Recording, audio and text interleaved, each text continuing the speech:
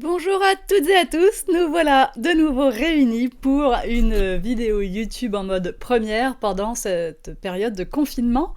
Peut-être on rigolera bien, je l'espère, dans quelques mois si on revisionne ces vidéos. On se souviendra de ce qu'on a vécu et on aura relativisé entre-temps. Aujourd'hui, on va utiliser une feuille de riz, puisque vous m'avez demandé à quoi ça sert. Il y a quand même pas mal d'entre vous apparemment qui ne connaissaient pas ce genre de loisirs créatifs. Moi, j'ai commencé par ça, et à l'époque, c'était pas des feuilles de riz, c'était des serviettes en papier. Alors, on va refaire le point en détail sur comment on s'en sert avec cette petite boîte très simple, mais qui fera déjà pas mal d'effets. Donc je déballe d'abord ma boîte, évidemment, c'est une boîte Rayer que vous pouvez retrouver en boutique. D'ailleurs, ces boîtes, je précise, sont en bois nommé FSC, c'est-à-dire que on protège les forêts quand les bois sont marqués FSC, hein, on replante. Alors, on ne va jamais coller, enfin, ou très rarement, vous verrez que je le ferai à l'intérieur, et pour vous montrer un peu la différence, on va toujours peindre sa boîte, donc soit juste avec un gesso blanc, donc une sous-couche, le gesso est une sous-couche, une peinture un peu plâtreuse. Ici, moi, je choisis de mettre plutôt un peu de couleur. Alors, ça ne se verra pas beaucoup à la fin, mais c'est une habitude que j'ai. Je vais utiliser deux couleurs et je vais les mêler un petit peu entre elles, en peignant comme ça, aléatoirement, l'une et l'autre. C'est sympa quand on ne recouvre pas toute sa boîte parce que ça donne un fond un peu moins uniforme. Alors, j'utilise ici les peintures Fresco Finish chez Paper Arty. Ces peintures ne nécessitent aucune sous-couche, exactement comme mes peintures Annie Sloan pour peindre les meubles, ou tout objet d'ailleurs dans la maison. Mais ce sont des pots un peu plus gros, avec une viscosité un peu différente. Mais voilà, ces peintures Fresco Finish portent également la dénomination Chalk avec l'accent français. Et donc ce sont des peintures qui adhèrent sur tout et n'importe quoi, le bois évidemment, mais le plastique, le métal, le verre, tout ce que vous voulez, et ce, sans aucune sous-couche. Alors, je vais peindre comme ça tous les côtés de ma boîte, et vous voyez que je la laisse fermer. De toute façon, ce n'est pas grave, au pire si ça collait un peu, on passerait la lame de scalpel. Et quand je vais coller ma feuille de riz, ça sera la même chose. Je vais la laisser fermer aussi. Donc je vais accélérer un petit peu la peinture. Je vais pas trop couper cette vidéo, étant donné qu'en principe on est en train de chatter en même temps. Donc voilà, je l'accélère un petit peu, mais pas trop. Alors, on peint, et on repeint. En fait, ce qui compte, c'est d'en avoir mis partout. Donc, vous voyez qu'à un moment donné, je mets des traces de doigts sur le couvercle, hein, j'ai plus vraiment le choix, mais ça n'est pas grave, le couvercle, je peux toujours le refaire à la fin. N'hésitez pas, les feuilles de riz, enfin ce format-là A3 est emballé dans les feuilles en plastique. Utilisez la feuille en plastique comme support de travail, ça vous évitera d'avoir trop de nettoyage à faire sur votre plaque de verre. Vous voyez bien ici comment je fais quand je vous parle de mêler les deux couleurs entre elles. C'est léger, mais quand en tout cas on voit apparaître la peinture, ce qui ne sera pas le cas ici, ça a vraiment son importance. Voilà, donc la couche de peinture est quand même généreuse, hein, parce que le bois de cette qualité-là absorbe beaucoup d'eau. Alors, une fois, pendant qu'on veut que sa peinture sèche, on peut soit sécher, bien sûr, au sèche-cheveux ou au heat gun, soit boire son petit café, et vous connaissez déjà ma solution. Alors, je vais déballer ma feuille de riz, et puis on va commencer à regarder un peu comment on va s'y prendre pour la positionner, pour la coller, etc. On va choisir, alors moi je veux que la bande bleue en bas serve de frise, notamment sur le devant de ma boîte. Je m'aperçois très vite que je ne pourrai pas faire tout le tour de la boîte avec cette frise, mais il y aura au moins le devant et les deux côtés. En fait, j'aurais pu faire un peu mieux parce qu'à la fin, je vais avoir besoin d'une deuxième feuille de riz, hein, parce que je souhaite aussi mettre de ce décor fleuri à l'intérieur de la boîte. Donc si j'avais décidé tout de suite de prendre deux feuilles, je me serais moins cassé la tête pour la bande bleue, parce que du coup, j'aurais été sûre d'en avoir assez. En tout cas, je vais finir par mesurer ma boîte, hein, c'est quand même le plus simple. Elle fait 20 cm de large, enfin ou de long comme vous voudrez. Et donc je vais découper une bande de 20 cm dans ma feuille de riz, hein, sur la hauteur, tout simplement. Donc pour ça, je prends mon réglet. Je vais pas trop me casser la tête, ça n'a pas besoin d'être super précis. Surtout, ne le faites pas plus long, hein. Quitte à avoir une imperfection, vaut mieux que ce soit à peine plus court, parce que vous verrez qu'on va pas mal poncer les arêtes à la fin. Enfin, un petit peu avant la fin, avant la dernière étape. Et donc voilà. Surtout, pas plus long que la boîte en elle-même. Après, si c'est, on peut aussi décider de couper sur place, c'est-à-dire qu'on va coller volontairement toute la feuille de riz et on va décider de couper sur l'arête. Je vais vous montrer une astuce qui est vraiment, vraiment pratique et je vous la montre au cours de cette vidéo un petit peu plus loin. Alors ici, je prends mon scalpel. Bon, c'est pas forcément le plus simple, la feuille de riz c'est mou, mais peu importe, ça va suffire. On va déchirer un petit peu. Là encore, on n'a pas besoin que ce soit super net, puisque là encore, je vous le répète, on va poncer à un moment donné.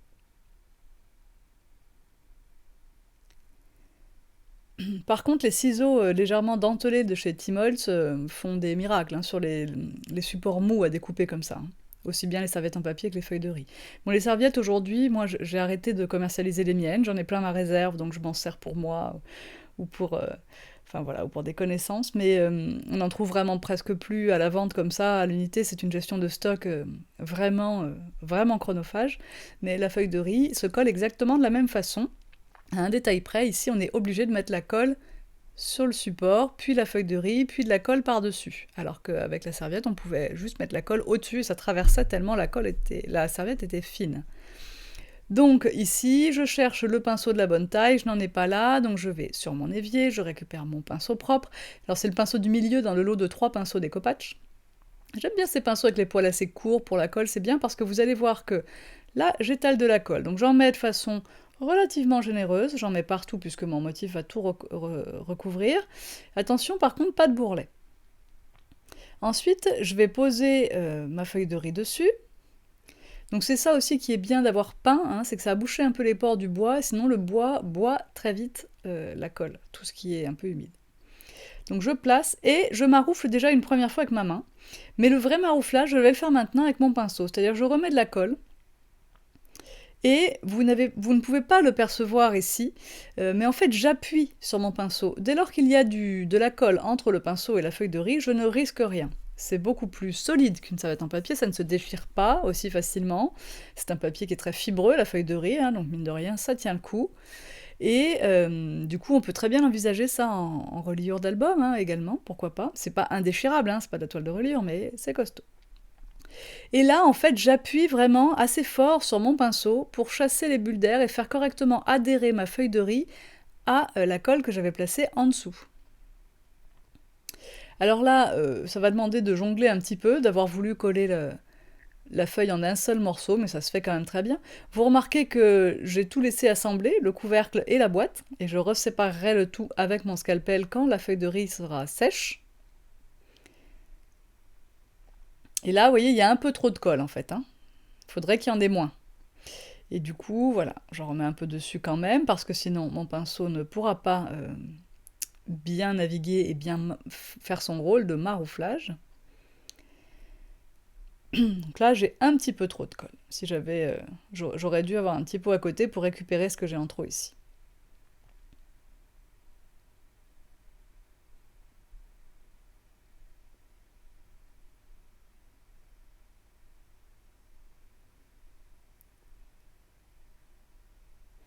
Alors on fait bien attention aux coulures, hein, d'éviter d'avoir des coulures parce que finalement la colle sèche assez vite et c'est un peu difficile de les faire disparaître par la suite. Alors là, bah, je vais me mettre sur le côté, voilà, du coup. Hein, et ça va être un peu plus sport puisque la colle est très liquide. Hein. Alors cette colle pour feuille de riz là et pour serviette en papier, c'est une colle qui a une formulation très particulière, une viscosité bien à elle et parfaitement étudiée pour coller ce genre de matériaux. C'est-à-dire que ce n'est pas de la colle à découpage, pas du tout. Et à l'inverse, cette colle-là ne peut pas non plus coller correctement les feuilles de découpage, par exemple. Donc c'est très important d'avoir cette colle pour coller feuilles de riz ou serviettes. Ça vous aidera énormément.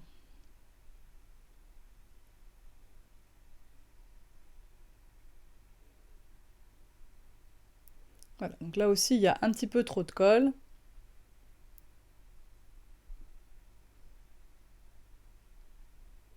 Et à la rigueur, vaut mieux un petit peu trop que vraiment pas assez. Hein.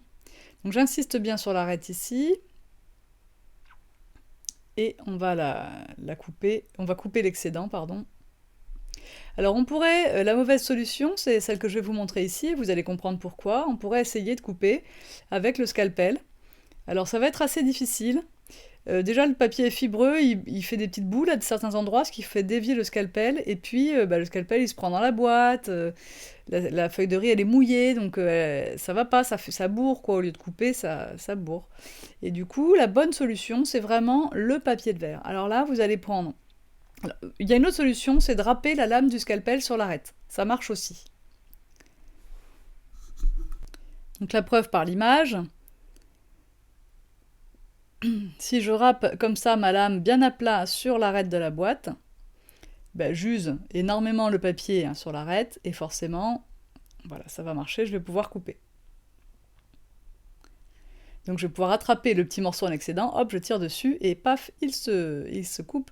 Alors il y a des fibres, je vous l'ai dit, donc parfois il faut en enlever une qui est restée, comme c'est le cas ici. Quand on essaie d'enlever une fibre, on essaie de tirer d'un coup sec, parce que sinon on fait tout venir la feuille de riz juste avec ce petit morceau-là. Voilà, donc là on va travailler ces petites finitions. Et donc l'autre solution, je vais certainement vous la montrer un peu plus loin, et j'ai pourtant tourné cette vidéo cet après-midi, mais j'ai déjà un trou de mémoire. Et donc on utilisera le papier de verre. Alors le papier de verre, ça peut être, et c'est celui que je vais prendre en premier, dès que je vais le trouver, la cale à poncer des papiers Colorcore par exemple. Vous voyez que j'avais essayé avec mon affustoir estompe aussi, mais c'est vraiment trop doux comme abrasif. Ça ne va pas du tout. Donc la cale à poncer, pour celles qui ne connaissent pas, c'est une cale avec 2 ou 3 côtés, ça dépend des versions, à scratch. Normalement c'est 2 côtés. Et on vend les recharges donc, de papier à poncer à scratch également, pour que ça tienne évidemment. Il y a différents grammages, je crois, enfin différents grains dans les recharges. C'est pas très cher, c'est bien pratique parce que c'est plat. Voilà, c'est pas mal du tout comme outil, et ça peut servir donc également à poncer notre papier Colorcore, celui qui est imprimé avec une couleur à cœur différente de la couleur de la surface. Bon, là, voilà, je vais faire toutes mes petites arêtes pour qu'elles soient bien propres, que le papier n'ait pas envie de se soulever à cet endroit-là. Plus ça sera poncé, moins il y aura de petits morceaux mal collés ou qui dépassent, et plus notre boîte restera belle longtemps. Donc c'est très important, et vous verrez que je reponcerai encore à la fin, avant la dernière étape. Donc là, vous voyez que mon bloc est plein de peinture blanche. Bon, c'est pas trop grave pour cet exemple, et de toute façon, après, je vais changer les papiers de verre parce qu'ils ne sont plus suffisamment neufs. Et pour finir, je prendrai directement un morceau de papier de verre. Bon, faut dire que je suis assez bien équipée en abrasif, étant donné que je m'en sers très souvent, notamment dans la rénovation des meubles, pour les petits détails usés, les petites choses à corriger, à perfectionner.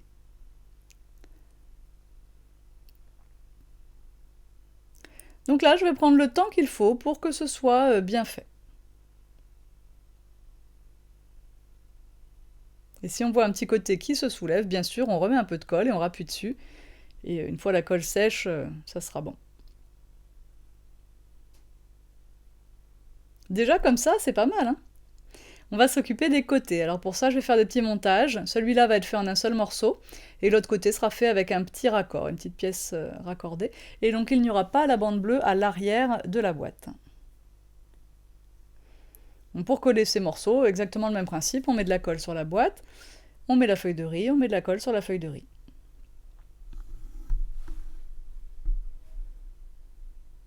Et bien sûr, on fait raccorder la ligne rouge, là en l'occurrence, sur le motif du devant, hein. On se met à la bonne hauteur.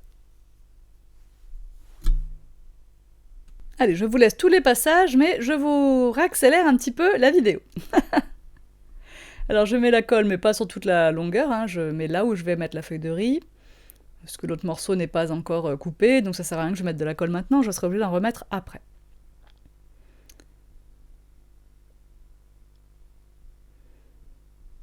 Alors, vous voyez, je prends mon petit bout de papier de verre, donc là c'est carrément du papier de verre, ce que je vous disais tout à l'heure, et ça coupe tout seul. C'est nickel.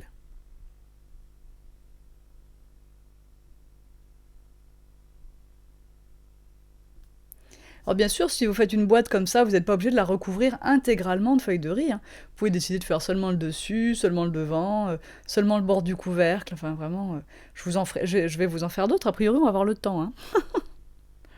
Donc on fera d'autres vidéos tuto comme ça, On va essayer d'aborder plusieurs sujets, évidemment, pas que du scrap, pendant ces vidéos confinement.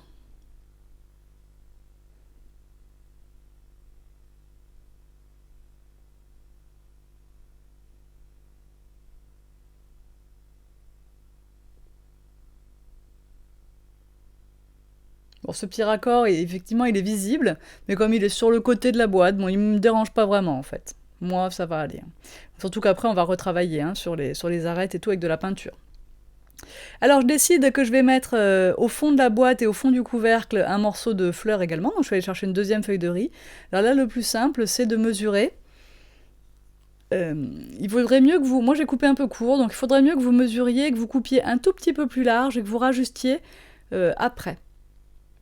Bon, j'ai coupé un peu plus court, mais je me suis débrouillée après en peignant pour que ça ne se voit pas finalement. Voilà. Donc là, je découpe à peu près 10,2 par 18,5, je crois. Mais bon, j'aurais pu faire 19 et 10,5 et puis éventuellement raccourcir. Donc là, je trace au crayon, tout simplement, mon rectangle et je coupe avec ma paire de ciseaux, tout simplement. Et le premier que j'aurai tracé et découpé va me servir de guide pour en faire un deuxième. Donc l'équerre et la règle sont de sortie.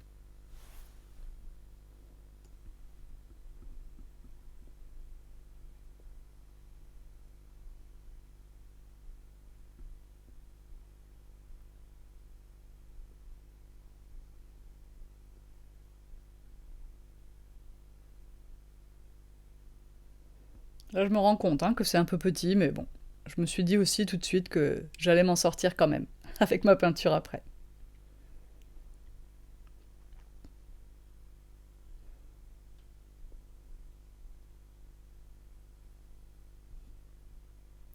Alors vous voyez là, je ne peins pas, je mets ma colle directement sur le bois, ça va parce que la surface n'est pas trop grande. Bon, la vitesse est accélérée d'accord, mais quand même je vais vite. Je remets pas de colle parce que je vais très vite, je remets pas de colle sur mon pinceau. Voilà. Et puis donc je fais le couvercle et le fond de la boîte. Mais on verra le jaune, on verra les traces du bois apparaître en transparence. La feuille de riz, c'est transparent. Donc pour la boîte en elle-même, le corps extérieur de la boîte, je n'ai pas voulu prendre ce risque. Et puis ce côté bois a tendance, bon là ce motif est déjà assez, je sais pas comment dire, un peu vintage, tout ça, mais ça a tendance quand même à ternir un peu les couleurs de coller directement sur le bois. Bon alors là j'ai mis cette peinture beige, mais sachez que souvent je peins d'une couleur et en fait ça me plaît pas et je repeins par-dessus, et bien cette boîte n'a pas échappé à la règle. Et puis c'est pas grave parce que du coup cette couleur neutre m'a servi comme d'une sous-couche finalement sur ce bois, et comme ça ma deuxième couleur elle est parfaite en une seule passe, et puis voilà. Mais je vous dis pas tout de suite la deuxième couleur.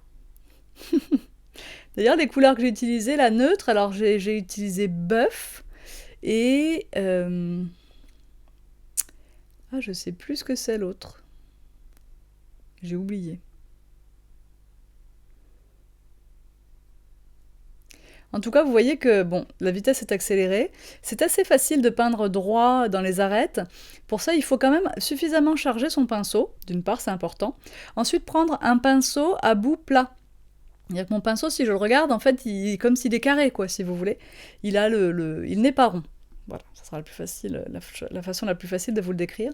Et en chargeant suffisamment son pinceau, en s'approchant de l'arête et en tirant un grand trait, on peut aller très vite et ne pas du tout déborder de ses arêtes. C'est exactement comme quand on veut peindre une fenêtre et qu'on est au bord du carreau. On n'est pas obligé, si on s'habitue un petit peu, on s'entraîne un petit peu, de mettre du scotch de masquage, c'est pareil. Alors là, même topo, cette couleur sera recouverte, puisque j'ai changé d'avis, après. C'est vraiment plus sympa quand vous faites des boîtes de vous occuper également de décorer l'intérieur. C'est toujours mieux. Ça a toujours l'air plus fini. Alors là, je vous ai laissé ce passage-là exprès. Vous voyez, j'ai sorti ce rose, parce qu'en fait, quand je me suis demandé quelle couleur j'allais faire à l'intérieur, j'ai dit, rose, les fleurs sont roses, c'est le rose qui se rapproche le plus du rose des fleurs. Mais là, quand je suis en train de peindre et que je vois ma bande bleue à l'extérieur, je me dis, mais ce rose, il va pas du tout. C'est pas du tout la dominante de la boîte, quoi. Ça va pas. Donc, tant pis, je m'entête, je finis quand même ce qui est dans mon assiette, mais je vais aller chercher un autre tube de peinture. Et donc ça ne sera pas le rose Very Berry, mais ça sera le bleu Pine Grove.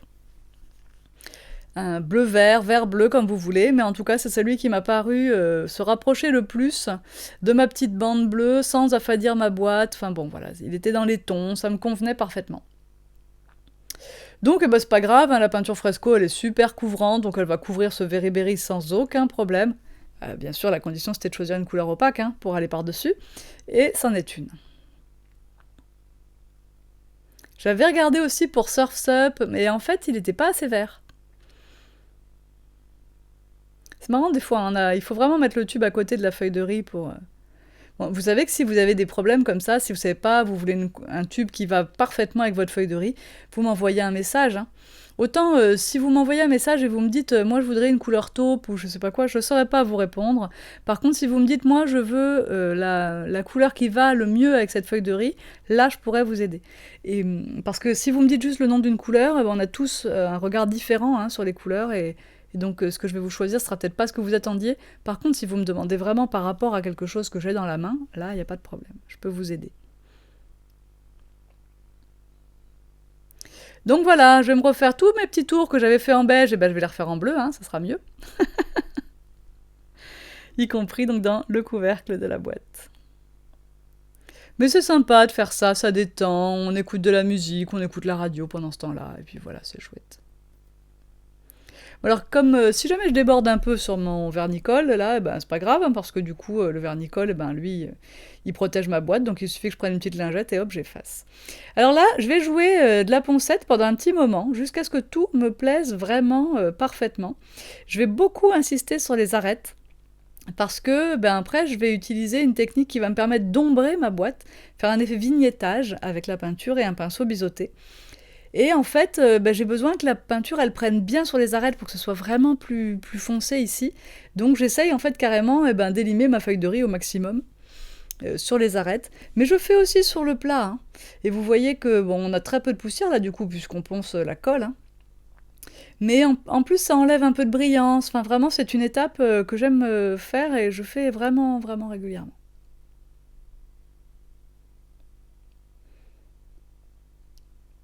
Puis c'est bien, je trouve que c'est aussi un moment où finalement on est en train de réfléchir, pendant qu'on fait ça, à ce qu'on va apporter comme finition à notre boîte, ce qu'on va mettre dedans, ce qu'on va... Enfin voilà, je trouve que c'est un moment qui est particulier, finalement, qu'on partage avec son objet, et c'est un petit peu comme s'il nous parlait.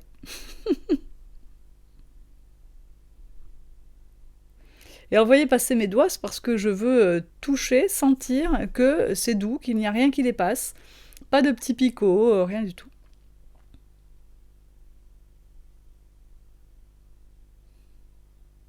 Parce que toute petite aspérité rendra la boîte plus fragile.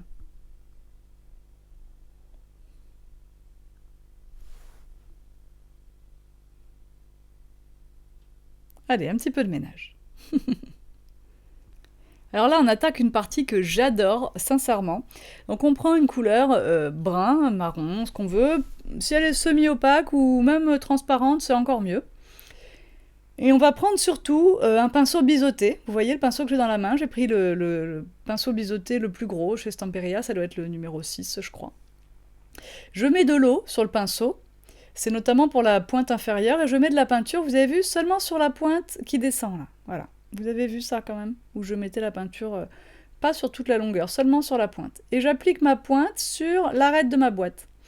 Et comme j'ai mis de l'eau sur l'autre moitié du pinceau, enfin sur le pinceau en entier, que j'ai mis de la peinture que en haut, et bien on a un dégradé qui se forme, et vous le voyez dans l'assiette. Entre la pointe, le dégradé, il est formé sur le pinceau en fait, directement. Et c'est comme ça qu'on obtient cet effet vignettage. Et là, ce marron, alors ça doit être toffee, est parfait pour aller avec cette boîte parce qu'il n'est pas trop foncé, il n'assombrit pas, il est très chaud. Et voilà, ça fait vraiment, c'est vraiment une couleur un peu sépia, non, j'aime bien. Et du coup, je suis très très contente de mon choix de couleur et je vais faire comme ça toutes mes arêtes les unes après les autres.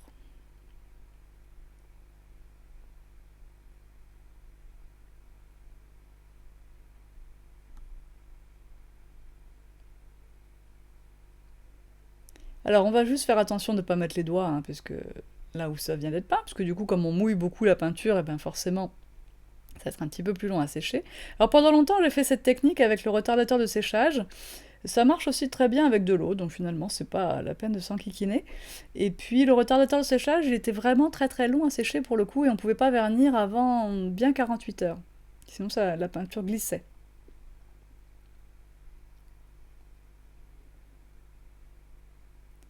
Vous voyez quand même, c'est beau, hein. Je vous laisse ça en temps réel exprès pour que vous voyez bien, hein, c'est...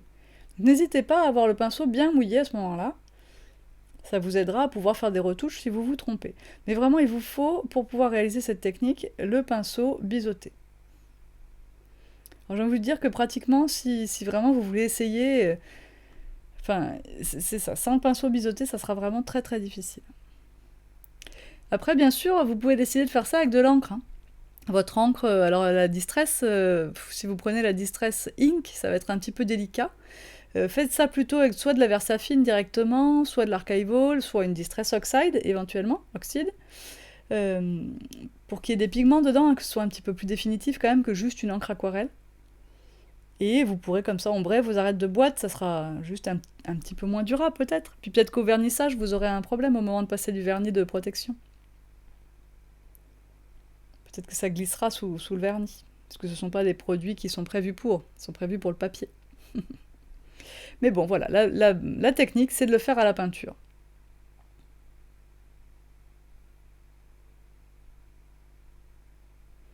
Je vous montrerai aussi tout plein d'autres sortes de techniques avec la peinture et les petits pinceaux ronds et tout ça pour faire des décors, des imitations de dentelles, de petits rubans. On va essayer de lier l'utile à l'agréable et de vous montrer un peu tout ça pendant cette période.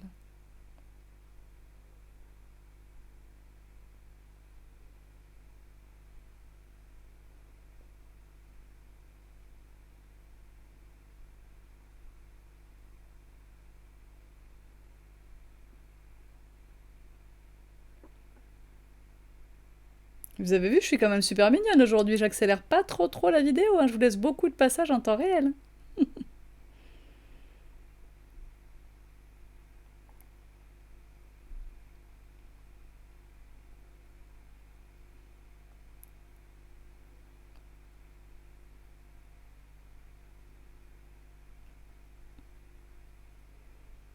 Allez, je vais quand même accélérer un petit peu et on va passer à la dernière étape de la boîte. Donc, on fait bien tous les extérieurs, mais on va aussi faire l'intérieur, notamment le fond du plateau, enfin le fond de la boîte et le fond du couvercle.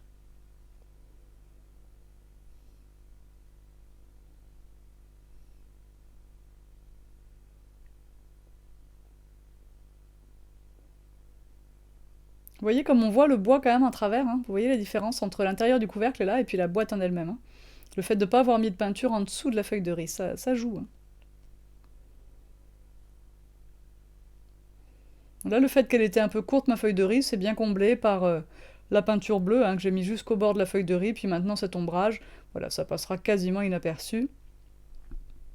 Puis c'est du fait main, hein, ma foi.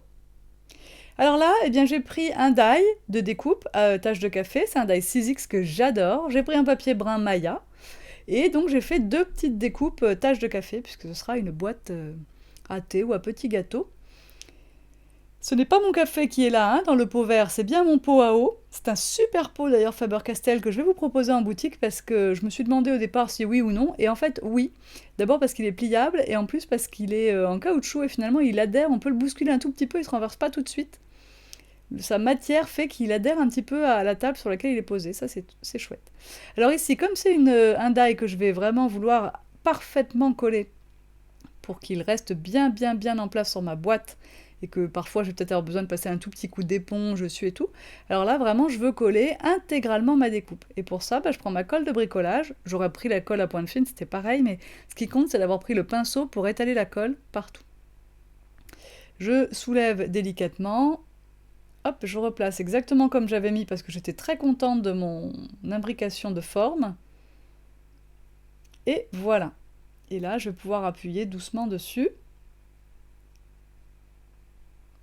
Alors cette boîte va nécessiter d'être vernie, hein.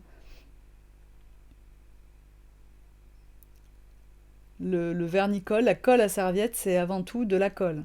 Je ne sais pas pourquoi ils ont appelé ça vernicole à un moment donné, mais voilà, c'est de la colle surtout, ce n'est pas vraiment un vernis de protection. Voilà, donc là je fais attention à tout ce qui pouvait éventuellement rebiquer, et puis je vais coller également la deuxième tâche, de la même façon, en me mettant pas au même endroit sur ma plaque de verre bien sûr. Bon, si j'avais été vraiment feignante, je me serais mise sur un truc que je pouvais jeter à la poubelle, parce que là du coup j'aurais un peu de nettoyage à faire.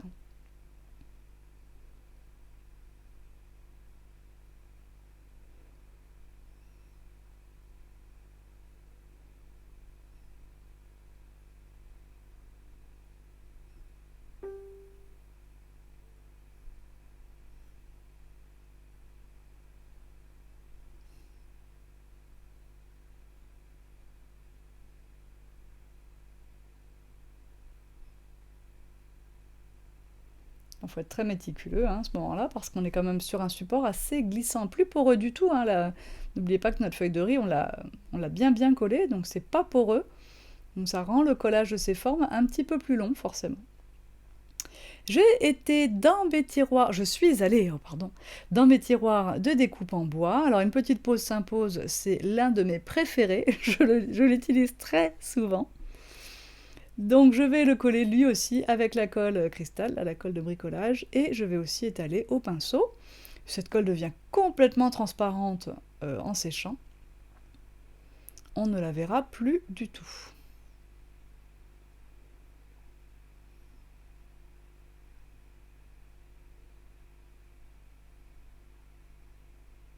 Alors bien sûr, on va aller laver son pinceau à l'eau chaude et savonneuse, hein, tout de suite après avoir travaillé. On ne laisse pas sécher sur la table, au minimum on le met dans l'eau hein, avant d'aller le laver.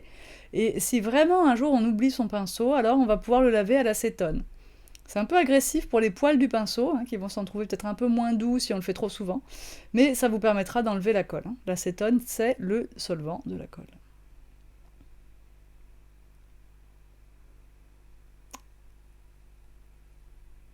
Et voilà, alors là aussi je la colle bien pour que les petites volutes n'aient pas envie d'aller s'enlever au premier frottement avec autre chose dans le placard où il sera rangé. Et pareil pour la petite tasse à thé. Donc la tasse volute que j'ai utilisée là en haut, c'est le petit modèle.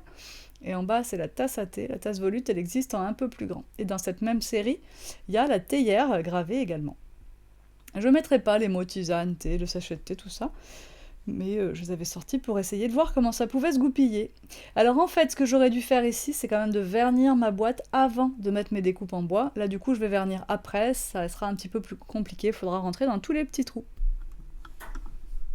Et bien voilà, cette jolie petite boîte est terminée, alors je ne sais pas, je vais certainement la mettre sur toutendeco.fr, ou alors je la garderai, on verra bien. Et en tout cas, j'ai pris beaucoup de plaisir à la faire et j'espère que ça vous donne envie d'utiliser ces techniques. On peut vraiment tout décorer avec ce genre de papier et de la bonne peinture comme le sont les fresco finish. On peut également utiliser les feuilles de riz, bien sûr, sur un meuble, hein, carrément, qu'on aurait repeint avec nos peintures Annie Sloan, et pour décorer un devant de tiroir, un fond de tiroir, un côté de tiroir également, par exemple, ou un morceau du plateau, enfin, etc. On peut évidemment, sur une feuille de riz collée, appliquer un pochoir avec de la peinture, avec de la pâte de texture, enfin voilà, on peut vraiment... Ça peut nous servir juste de base, c'est super en scrap également pour faire les fonds de page en art journal, les couvertures d'album scrap, enfin voilà, il y a plein d'applications possibles.